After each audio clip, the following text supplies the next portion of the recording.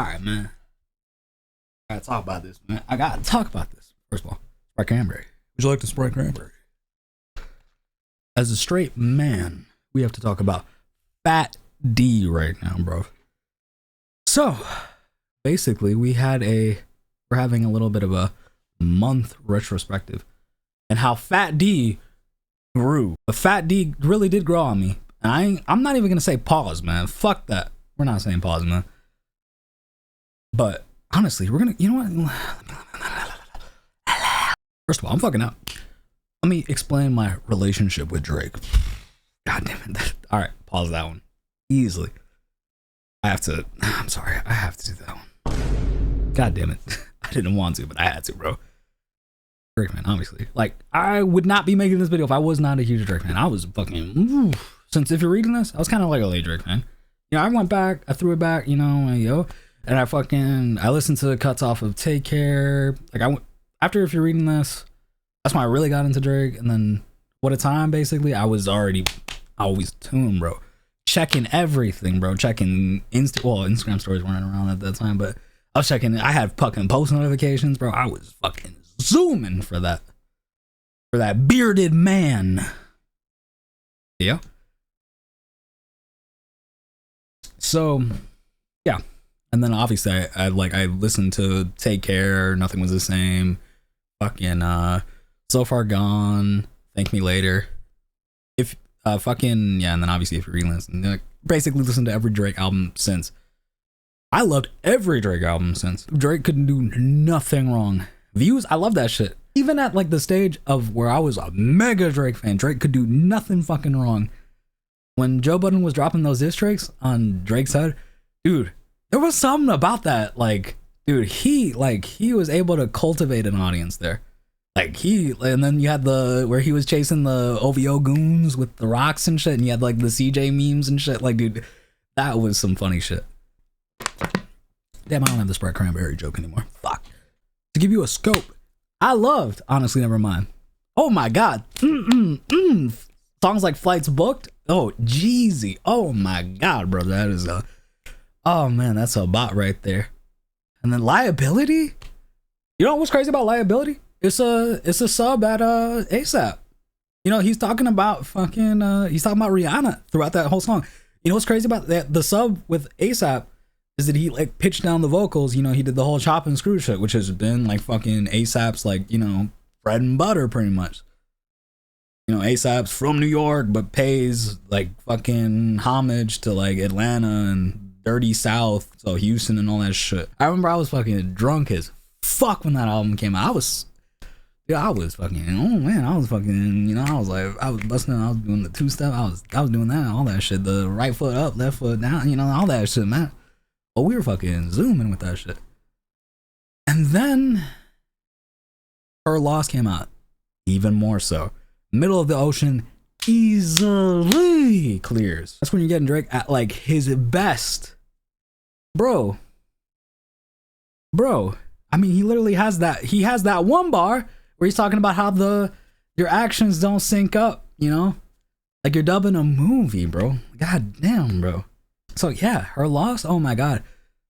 To give you an idea, with Honestly Nevermind and Her Loss, those two albums are very, very, very important in why Fat D just didn't deliver, brother.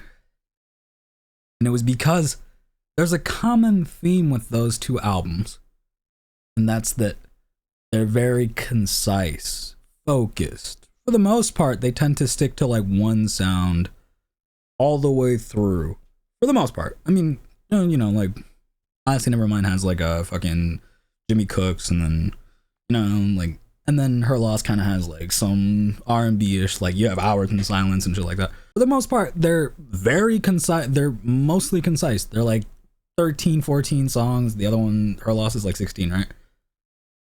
So they're mostly concise. And like, it seemed like Drake was going in that direction. And then Fat D's track list came out.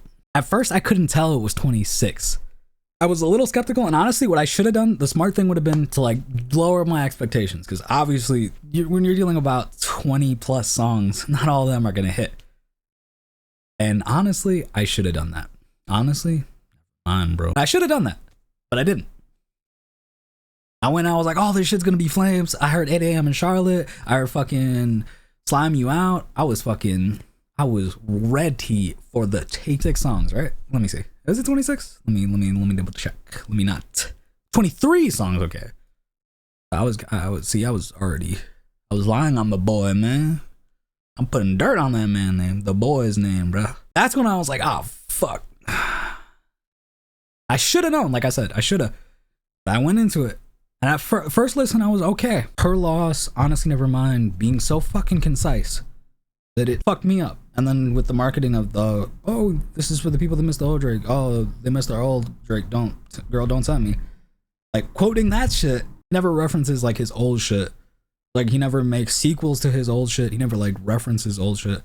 The only time he ever did that I could ever like recall is like with CLB, with that trailer, which is fucking fire, by the way.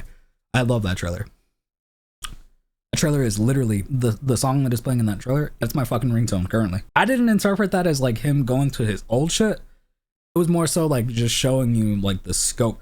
Because you have to remember, CLB was coming out like around like the 10-year point, like the 10-year mark of him like basically being around.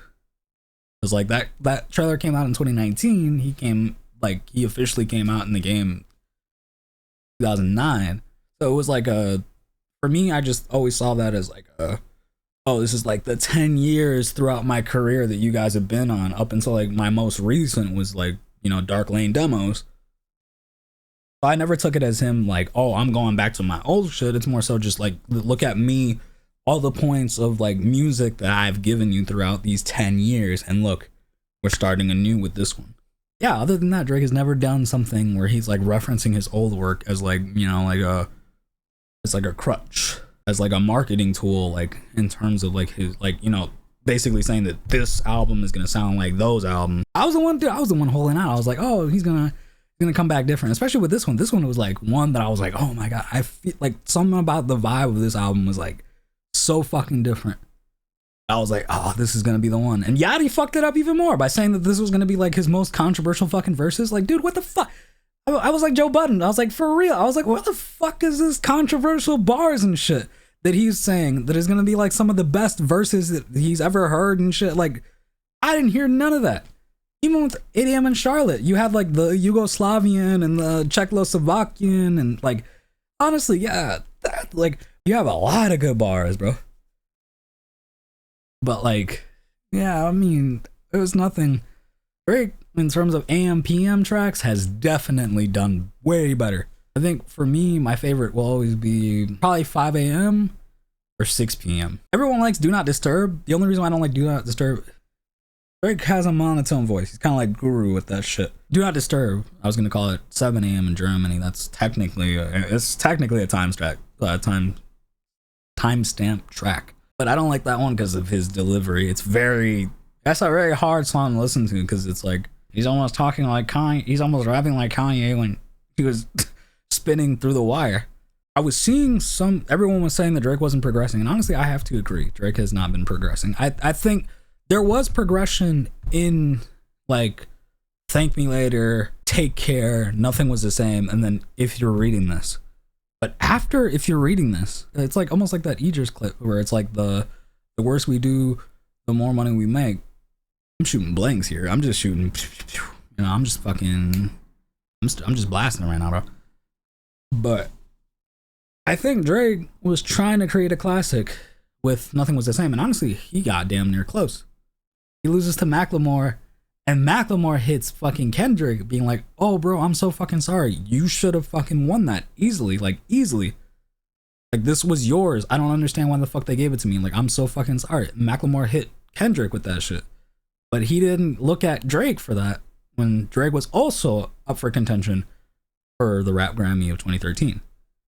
So it's like, you have to like, I feel like Drake was trying to be very concise with that. He was trying to compete, not with just the Kendrick, but he was trying to get like a modern rap classic. And I feel like when he lost to Macklemore, of all people, and even if he didn't lose to Macklemore, the fact that Macklemore, in Macklemore's eyes, Kendrick should have been the one who won it. So even if he didn't win, he would have been like third or fourth best. I have some theories about the Drake and Kendrick shit. There's like I feel like there's beef there. I feel like it's kind of like it's playful and it's not. I feel like both of them are jealous of each other. They're like two sides of the same coin. I feel like Kendrick hates Drake's ability to just make music. Drake is basically able to like touch anything and it pop. I think Kendrick is jealous because I think Kendrick wants to make dumb fucking music. It's very apparent. Look at all the goddamn reference tracks that leaked from Keem. It's clear that Kendrick wants a little bit of that rap savior alleviated from him because like he wants to make some dumb fucking music too. He wants to make like some turn up tracks. He wants to kind of like not have that level of like stigma of, oh, I must listen. If I'm gonna listen to Kendrick, oh, time to pull up Genius. I gotta have all the I gotta click all the annotations, man. Oh my god, I did not believe that he said this and that and man went alien voice and shit. And I'm like, man, like I think Kendrick hates that. Like he loves it because he loves the fact that people probably like appreciate the music and like are willing to analyze every word. But I also feel like he hates that shit because he wants to make just normal. He wants to make music. And Drake, on the other hand, hates Kendrick for the exact opposite reason. He hates Kendrick for the ability of having unanimous praise by the hip hop community, the Grammys, by most of like the reviewing publications. Man's got a fucking Nobel Peace Prize, or it was Pulitzer, right? Was it Pulitzer or Nobel? He's got one of them. I know, it's one of those big awards. The universal praise. He has ghostwriters. It bothers him to his soul. That's what kept him dissing Meeks for so much, was the fact that people doubt Drake's pen so much. The fact that Quentin Miller had like a few songs that he like took a few elements of and people discredit him and basically say like his whole catalog is non-existent. Like it rubs him the wrong way. And that's why he like deep down he still wants that. Okay, I need to grab the reins here a little bit. So I'm over here talking about like Kendrick beef and all this and Drake's universal need for acceptance. FATD comes out. This is the D that you consider fat, bro. Oh, it's fat, alright. It's nothing but fat. I listened to it. First listen, I was okay. And then like, I don't know. It's like as it started to marinate more and more, it's like I started to get upset. All right, so let's go through track. Virginia Beach, easy. Ooh, that's a good one. Drake's probably not worst intro, but well, no. I hate Legend. I'm gonna fucking say that. I'm gonna die on this fucking hill. I do not like Legend. It is. I don't like Legend at all. I agree, like yeah, like it's a good melody. Bag. Yeah, I know. It's a good song. I just don't like it as an intro. But Virginia Beach to me is like it's like pull slightly ahead. There is a lot of, you know, leaning sort of fast. Like I do like a lot of that. It's a bop. Thank Me Later had some of Drake's best hooks he's ever written. Some of the best. Look at songs like The Resistance, Fireworks. Oh my god, bro. Find Your Love, even though that was technically Kanye's hook, but those were some good fucking hooks throughout that entire album. Unforgettable. Oh my god. Oh man, there's a lot of good hooks on that fucking album, especially The Resistance. Probably it's Drona Drake's darkest hooks. Might add to. It's very depressing. Okay, and you have Amen. That's kind of more Tizo's lane, and then you have Calling for You. The song is good. Honestly, if you just cut a good chunk of that fucking thing. The modification I do is I started at like where she's saying like he went through my phone and then he wanted to cry, you know, sorry for your loss. That is a perfect fucking point to start that fucking song. Like if you cut all that middle, honestly, it wouldn't have made sense. But if you cut it and just start it from there, it would have been cold. That's a good bridge to then 21 Savage's part. That would have been cold. But that intermission is way too long. It's like 30 seconds of some lady just complaining in an Andrews Tate level fucking climate out here. Want a woman complaining, especially with how misogynistic her loss was. Oh man, Drake is kind of cultivating that audience of that, you know, incel-ish kind of community. And then you have Your Heights, obviously the Riri diss, and then you have the beat switch, but actually livens up the track way much. Can your pussy do the dog? Exactly. And then Daylight, you have Adonis, bro. My God, Adonis. Ooh, he was carrying, man. Honestly, Daylight was kind of, you know, the whole Cardi shit. Nah, I'm another hot take. I like Playboy Cardi, but I ain't a vamp, brother. I'm just gonna keep it a bean. I'm gonna keep it a button, man. I don't like Cardi like that, man. I'm gonna put it out there like that. All right, so yeah, that obviously first person shooter. Oh, Jeezy, I'm about to, exactly. And then we have fucking, I don't give a fuck. I'm pretty young actually. Yeet is like a year younger than me, or we're about the same age. I don't like Yeet really like that. Then 7969, 7969. I like that.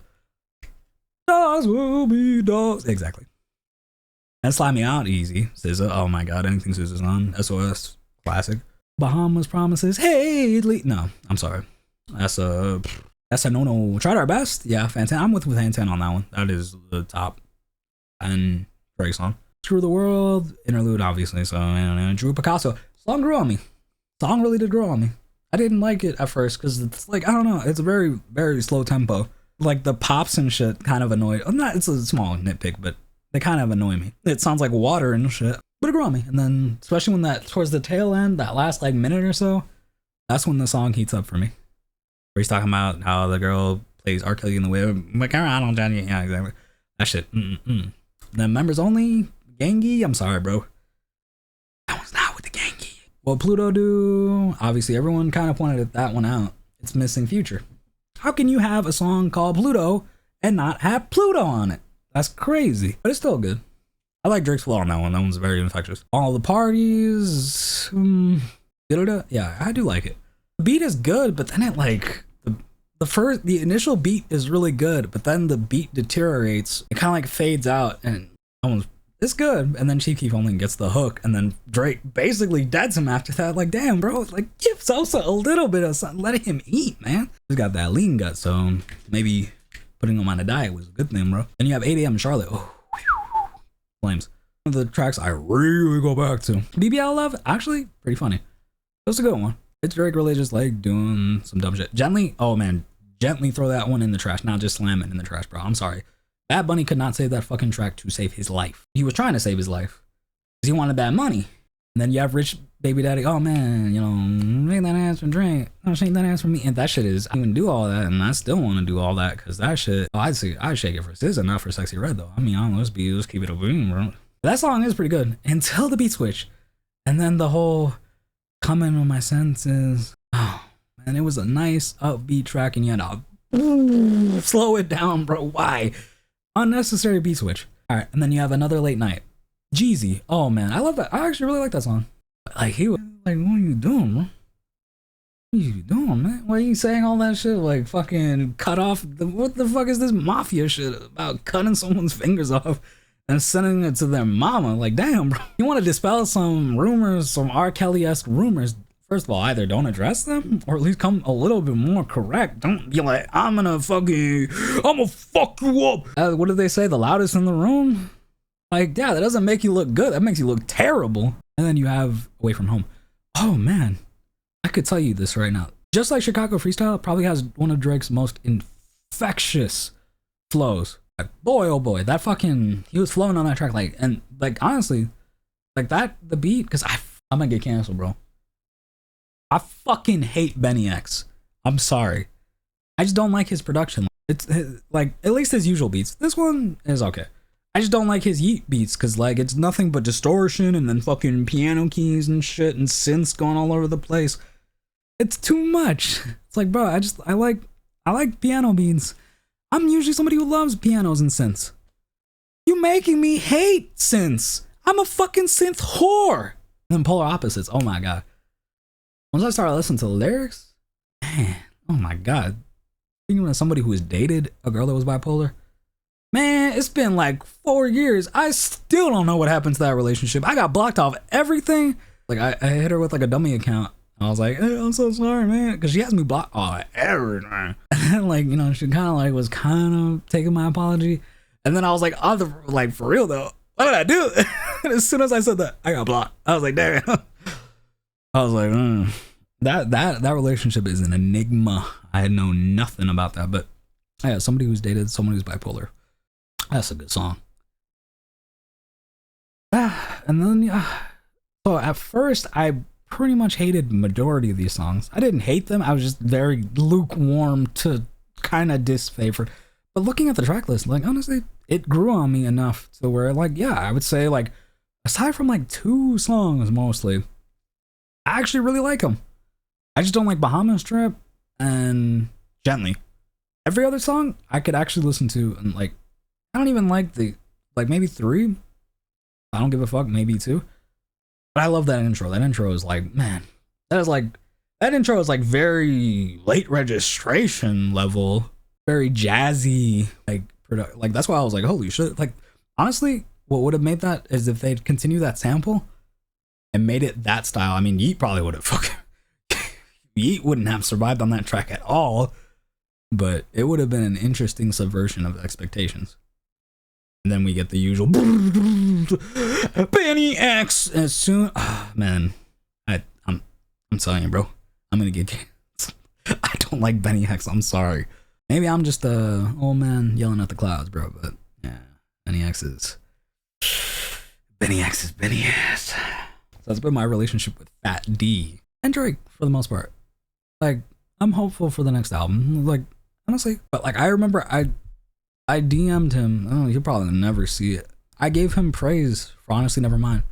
Because Honestly Nevermind, I viewed as like a passion project for him. And the fact that like, for once, you know, Drake, somebody who is like always delving in different genres and always like, he doesn't delve in them deeply. Like he'll do a little sample here and there, song or 2, like basically put it in a melding pot. But like 15, you know, put like 14-ish songs. For the most part, that all had that sound.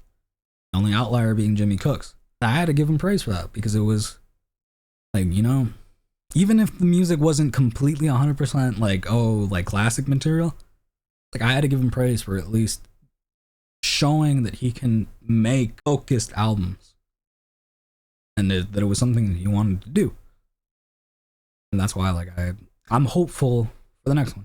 Even though Fat D was like, I know Fat D is getting dragged right now. Fat D is just too fat, bro. It's just getting dragged on the ground right now. But I'm hopeful for the next one. Drake will always be my guy, man.